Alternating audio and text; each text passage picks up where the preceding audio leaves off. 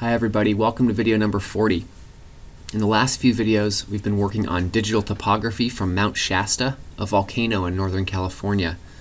We learned how to download the data, prepare the data, and also visualize it using a hill shade and contour images. These last couple videos I want to show you how to extract some quantitative information from the digital elevation model. And in this video we're going to extract a topographic profile. So in other words, we're going to draw a line across this topography and extract a cross-sectional profile. So I'll first talk a little bit about the theory of how this works, and then I'll show you how to use the Z-profile tool. So recall that a digital elevation model is nothing but a raster with one value for each pixel, and that value is of course the surface elevation at that patch of ground. So the first step in extracting a topographic profile is actually to specify a line along which you would like to extract the pixel values. Now, depending on the resolution of the digital elevation model, or the pixel size, and the number of points along this line, you may not have one point along the line that corresponds to each individual pixel. Most commonly, you'd actually have multiple points along the line that would correspond to a single pixel. So we'd have denser points than we would pixels. And so to deal with that, we need to figure out how to assign an elevation to each point on the line. There's a couple different approaches you can take. One approach would just be to take the closest pixel center. So if I have a point that's here on the line, I would just assign it a value of 1. Likewise, a point here on the line would also get a value of 1. Basically just assigning it to its closest neighboring pixel. But depending on the situation, that might give you a stepped or an abrupt looking topographic profile. A more common approach would be to use linear interpolation, where if I have a point here on the line, I may actually interpolate or do a weighted average between the value of this pixel, and this pixel, and weighting the values of those 3 pixels depending on the distance of the point from the center of each of those pixels. And if we do that with only 2 pixels, that would be called a simple linear interpolation model. And so there's a whole bunch of ways, bunch of approaches we can use to assign these elevations, but the important thing is that what we're really doing, we're going to draw a line across the raster, and we're going to extrapolate the values from the raster into this line, and then we're going to display the line as a 3D plot. So importantly, there's 2 types of lines in ArcMap. There's a regular polyline, which we've been working with throughout this course. That would be your normal line shapefile. In order to extract topographic values, or for that matter any kind of values off of any type of raster, we need to use what's called a polyline Z, in which the points on the line not only have X and Y coordinates, but they also have a third Z coordinate. That would be elevation in this case, or it could be some other values in a different type of raster. So if you want to extract a profile from a regular polyline, you have to first convert it into a polyline Z.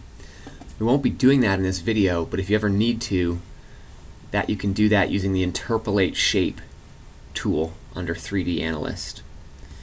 Okay, so let's jump right in and go extract some profiles from Mount Shasta. So here's the ARC project, here's Mount Shasta, and we'll be doing all of this with 3D Analyst. If you're not seeing 3D Analyst, of course you need to right-click in an empty space and turn 3D Analyst on. But if you are seeing it, the first thing to do is make sure that you've got the layer selected that you want to profile. So we're going to do our digital topography. We're not going to profile the hillshade. The next thing to do is to click here and go to Options. And there's a few different choices, including where to save your data, but also what kind of interpolation to use. We could use natural neighbors, or we could use linear, 2 of the approaches I just described. In this video, we'll go ahead and use linear. Notice here you've also got the option to specify how the spacing between points along your line. So I could specify, 10-meter spacing along my line, but I'm going to leave that at automatic densification. I'm going to let Arc pick the spacing of the points.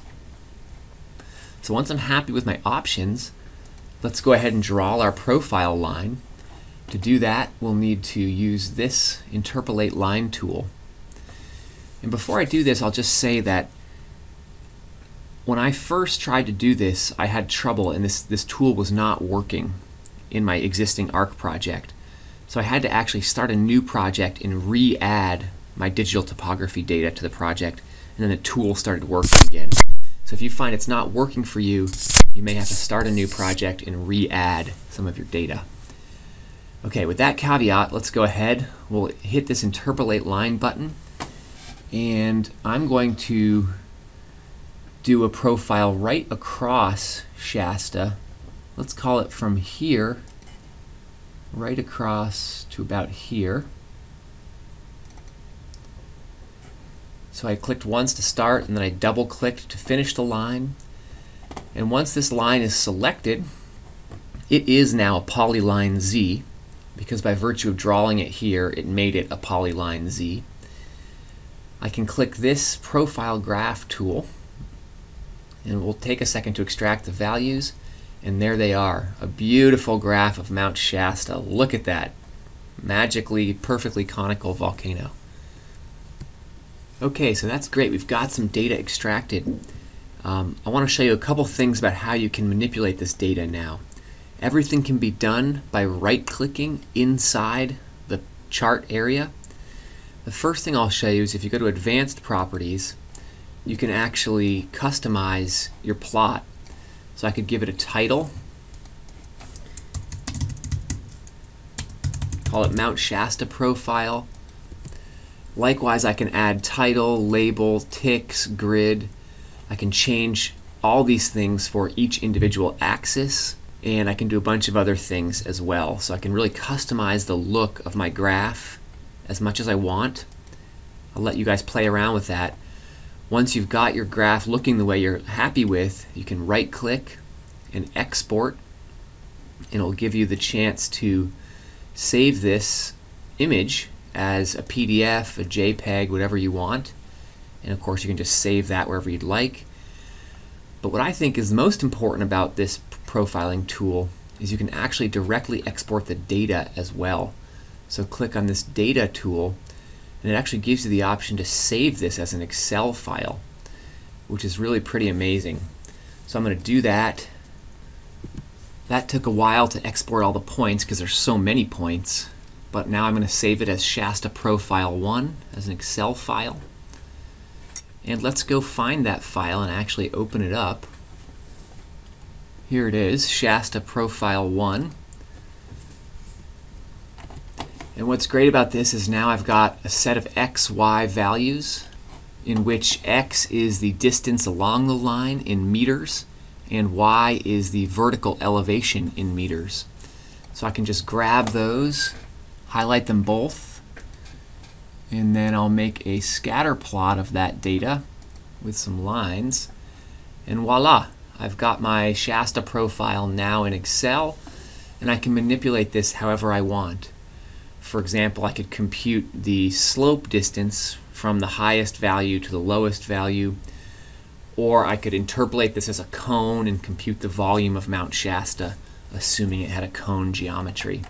And to me, that's the real power of this profiling tool, is that you can actually extract the data and actually do any kind of geometric calculation that you'd like. Alright, well, thanks for listening. You've now learned how to extract a topographic profile in 3D Analyst. In our final video, I'll show you how to compute the volume of Mount Shasta directly from a digital elevation model. Thanks.